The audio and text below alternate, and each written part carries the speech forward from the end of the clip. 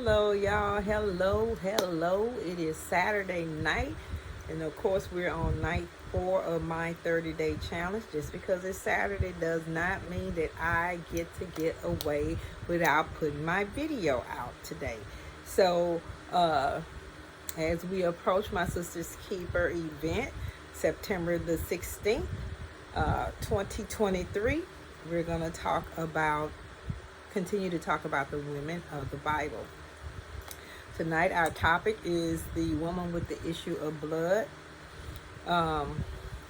Before we get started with her, let's go ahead on and re-announce that the conference luncheon is September the 16th, as I just said, at the Bible World Building at 1771 North Loudale Drive in the Fellowship Hall of Bible World.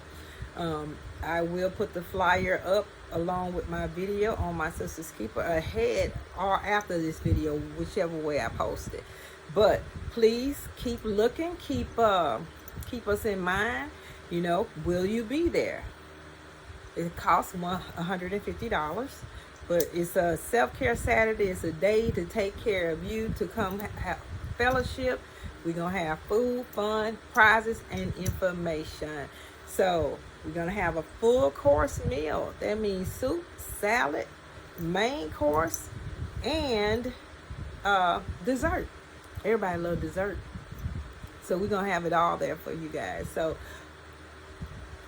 you can reach out. You'll see the flyer, the Cash App. If you are planning to come, $TABWMS40. That's my Cash App. If you plan on coming, please, you could put a little comment in the video below and say, I'll be there. I promise you it will not be a wasted investment.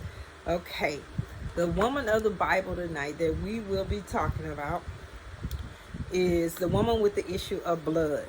Now, the reason why we're talking about her is because her faith was so strong that she believed that she could only touch the hem of Jesus's garment, she would be healed. She had to trust Jesus. She had to know that she would be healed in the process. And we're just going to read the story to you. Now, there's 3 different accounting of this same story in the Bible. Matthew 9 and 20 through 22. Mark 5, 25 through 34. And Luke 8, 43 through 48. We're going to look at the one that Mark talks about. Okay? So Mark is saying, with his story, we're going to start at Mark 5, 25 and 25. A certain woman which had an issue of blood 12 years. This woman suffered with this issue for 12 years and had suffered many times and had suffered many things of many physicians, and had spent all that she had, and was nothing better, but rather grew worse. She grew worse in the process of paying physicians, and her whole situation never changed. When she had heard of Jesus, came in the press behind her, and touched his garment. For she said, if I may touch but his clothes, I shall be whole. See, that's her kind of faith, that unwavering faith, that if I could just touch him, then I'll be made whole. And straightway the fountain of her blood was dried up, and she felt in her body that she was healed of the plague. Wow. She touched his clothes and she was healed. And Jesus immediately, knowing in himself that virtue had gone out of him, turned him about in the press and said, who touched my clothes? And his disciples said unto him, thou seest the multitude. It's like, with all these people around you, anybody could have touched you, Jesus. Thronging thee, and said, and his disciples said to him, thou seest the multitude thronging thee, and said, who touched me? They looking at him like, man, really? And he looked round about to see her that had done this thing. He spotted her in the crowd. But the woman fearing and trembling. Why is she trembling, y'all? We're going to get to that. Knowing what was done in her, came and fell down before him and told him all the truth. And he said unto her, Daughter, thy faith hath made thee whole. Go in peace and be whole of thy plague. Okay. She was scared, y'all, because in her time, in that time, if a woman's period lasted long, she bled past her period, then in Leviticus it says, I'm just gonna give you the scripture, they were considered unclean. So I made the note, Leviticus 15:25 through 27. Matter of fact, we're gonna go there, see what Leviticus say. Leviticus, go back to the Bible. Leviticus 15. I didn't plan on going, but you know what? I think it's worth a trip to Leviticus so that you understand that what I'm saying is Leviticus 15:25 through 27. Now Leviticus says, if a woman have an issue of her blood many days out of the time of her separation, or if it run beyond the time of her separation, meaning her cycle, all the days of the issue of her uncleanness shall be as the days of her separation. She shall be unclean. Okay, every bed whereon she laid all the days of her issue shall be unto her as the bed of her separation, and whatsoever she setteth upon shall be unclean as the uncleanness of her separation. And whosoever touch those things shall be unclean, and shall wash his clothes and bathe himself in water, and be unclean until the evening. So they were saying that if a woman was on a cycle, that everywhere she laid, everywhere she sat, anywhere she been was unclean, and that was in her day. That's why she was trembling so she was afraid when Jesus said, who touched me? Now, beyond that, the characters of this particular woman was, to me, these were some things I looked up and found. I thought, oh yeah, that's about right. So it said 3 characteristics of this woman was, she was a radical risk taker. And she had to be radical in that day, because she knew that the crowd that she was in, if she would have got caught in that particular crowd, that they would have stumped her, trampled her. All of them were all over the place trying to get to Jesus, trying to get to Jesus to get their healing. But it was her time to be healed, so she went against the rules of her time to reach her healing and her blessing. Because see, in the end, she got healed and she also got blessed by Jesus. He said, go, daughter, your faith has made you whole. And he also referred to her as daughter. Now, she had imperfect but unwavering in her faith. You know, some of them had superstitious beliefs. You know, we have people that have superstitious beliefs, but she persevered past that, and she went and she believed in the power of Jesus, and so his power was stronger than her superstitious belief. But she trusted God. She persevered in the crowd, and she pushed her way through, knowing that if they saw her and she was unclean, it was going to be a problem. So she pushed her way through anyway. Now, she was fearful, but she was not fearless. Okay, and she turned and she turned around, and she just went. She gained the courage, and she got her healing. And that's the most important thing out of this story, is that she got her healing because she persevered. And how did we say this today? We say mind over matter, or we say that, you know, we have fear and we do it anyway. When I started my Sister's Keeper, I had great fear. I didn't know what to do because all I was thinking about, oh my gosh, how am I going to do this? What is it going to cost me? How do I make this happen? And with the what's the word I'm looking for? With technology, it started on Facebook. And right now we have, it may be 700 members on the page, I'm not sure. And everybody's not active, that's true. But every time somebody follows something, they're never going to be active anyway. But I remember one day when I was having a breakdown, because I was thinking, you know, when you get a creative idea that God put in your spirit, the thing that he put you here to do, you're all excited about it, and you think everybody around you gonna be excited about it because you feel like this is something that they need. They need to follow me. They need to see this. And I made a video when I was in that tunnel of darkness, in that valley, and God chastised me immediately. He said, "Is it for the likes?" And when he said, "Is it for the likes?" I said, no, I'm doing it because you told me to. That's why this is because of you, to honor your word, to be obedient to what you said to do so that you get the glory. Then it's going to be all right.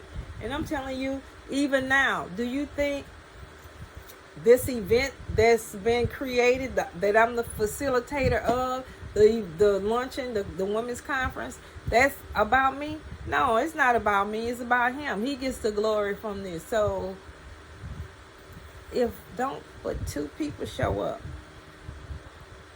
God still get the glory. He still get the glory. Not because I want to get a shine and want everybody to know that, oh, this is all about Tab. It's not all about me. It's about God getting the glory for me fulfilling the assignment over my life. Now, let's go back to this.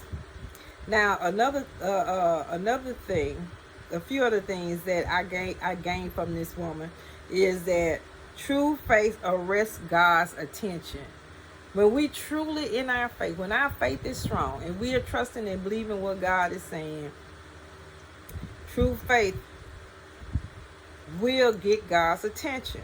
He gonna give you all of his attention. When you're trusting and believing him, then he gets the attention. You know, God's attention to your faith is not divided. Look, thank God when I'm in relationship with him, when I'm talking with him, when he and I are communicating through prayer, that he could be in so many places at one time. I'm not the only person praying to him at one time. But when I'm trusting and believing him, he's paying attention just to me. Oh, what a sovereign God we serve. God works with imperfect faith. When I was in disbelief or untrust or whatever that was I was going through, when I was having a, is it for the likes moment with God about my Sister's Keeper, and he checked me, he knew my faith. See, God knows all these things are going to happen with us because we're human. But he also knows how to check us and get us back straight. And when Jesus heals, the healing is complete. We don't have to be concerned about what if it's God did it or if God didn't do it, or if we need to go back and ask God about it again or whatever. No, we don't need to do any of those things, because once he's done it, it is done, and it is done completely. So we don't have those things to worry about. Now, some prayer points that I want to give you. Then when you're in a crunch, having a little fit, not knowing how to get yourself back to a balanced place, get back into alignment with God. Remember, courage. It takes courage. It takes godly courage for this. Oh my God, why I'm tired. I talk to y'all all the time, and my tongue getting tired. It takes godly courage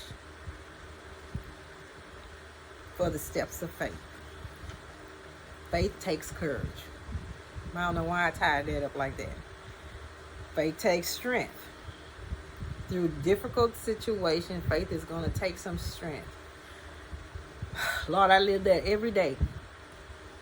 Faith is going to take some strength, especially when you're going through something. Knowledge of being superstitious and putting those things aside and making sure that if you trust God, what people say, superstitious stuff cannot move you. Your faith will be strong and will be sound. And God will give you his complete attention. Just as if you give him your complete attention, he's going to give you his complete attention. So Jesus had to heal this lady. And your daily assurance and peace of your personal salvation is important, to know that everything that you do, that you're dealing with God, is giving you the peace that your salvation is sound. Okay, now I want y'all also to look at Ephesians 11. Now, why are we going to Ephesians 11? I'm going to tell you in a second. Bible app want to do something else though. Because Ephesians 11, let's go back to the book. Oh, my bad.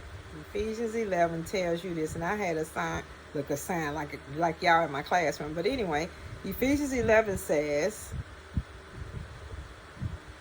is it book, Ephesians 11. Oh, that's Leviticus. Please, may I have Ephesians? Sorry, y'all. I think that's where I want to go. Ephesians 1:11. Is that what it is? 1:11.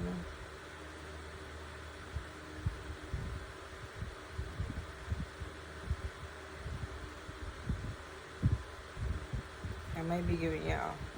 Let's say, wherefore I also, after I have heard of your faith in the Lord Jesus and the love unto all the saints, cease not to give thanks for you, making mention of you in my prayers.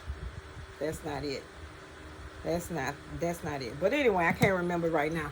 I'll look it up next time and put it in the comments. Sorry, y'all. But what I want y'all to know more than anything is that it's really important that we make sure that we have our faith in alignment. I can't let this go because it's bothering me. I'm sorry, I can't let it go. It's bothering me. I gotta find it. Let's go back. It might be in Judges that I'm looking. Let's see. But we're gonna get this right, because I can't just let it hang out like that. Sorry this is taking a minute, but hey, sometimes knowledge takes minutes. If that's what it's got to be, that's what it's got to be.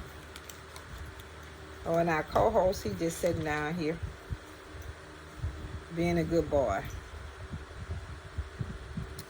Okay, where are you? Judges. This won't be my best video, but hey, life goes on.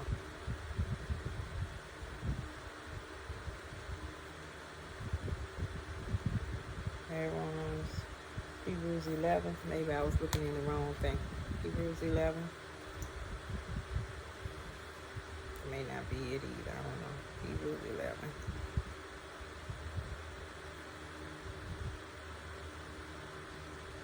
No. Okay. I can't find what I'm looking for right now, but it'll come to me later. Every time I get on here, I get what they call brain freeze. But I'll find it later and we'll come back to it. But anyway, y'all just know that the woman had issue of blood. But you know, these days we can have many issues about many things.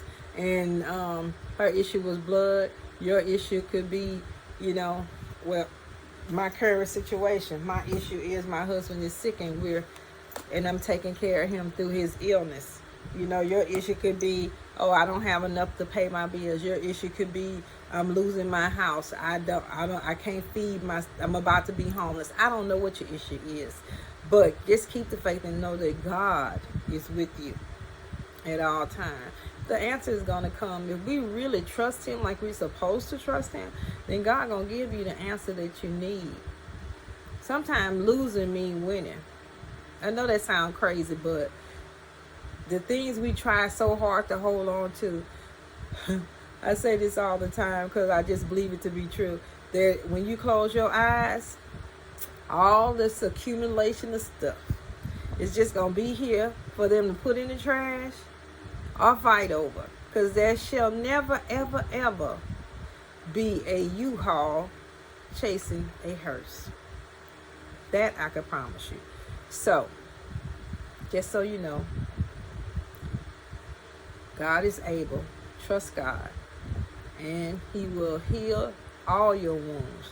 Brokenhearted, messed up mind, any kind of grief, any kind of loss. And sometimes losing is truly winning. Believe me when I tell you, you could probably truly win if you lose. I think I heard Bishop J say, and I've said it myself, a delay is not a denial in nothing that we do. So, anyway, I love y'all. We don't want to hold y'all too long with our study. We'll see you tomorrow. I think we'll be talking about, I don't know who we're talking about tomorrow yet. But we'll be back tomorrow to make sure that our challenge is that I'm here. I'm showing up.